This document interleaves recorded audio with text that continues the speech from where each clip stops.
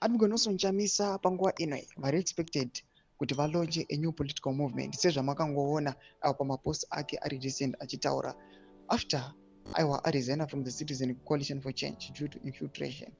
Panguva ino vanhu vanyatsoona kuti even mugovernment chaimo havachanasi kuita zvinhu noma zvinoda kuti vanyatsoona kuti hapana munhu anovaoposa. Panguva ino uya achiuya achiataka his opponents achiti rethink your priorities. Save namashoko madirect jabs uya achikandwa naNACHAMISA panguva ino.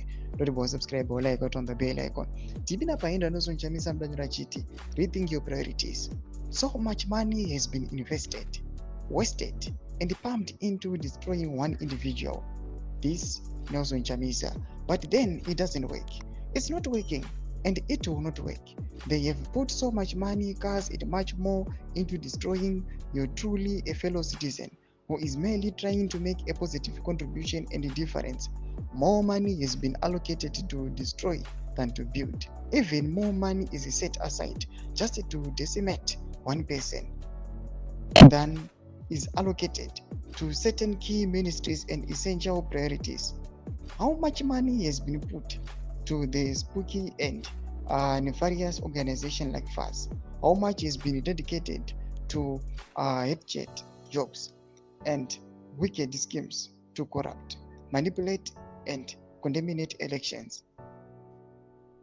Rethink your politics. Hashtag the new rise. Mashoko anotagwa NACHAMISA panguva ino achiti vakomana ve the ruling party ZANU-PF memchizvifambisa sei mukatarisa kuti mari yamuri kuburitsa panguva ino muchingoda kudestroya munhu wani zvake iye none other than NACHAMISA panguva ino munonyatsokuona kuti dema makatoishandisa mukatoisa nemamwe maministries kana kutodevelopa kana kuita sei.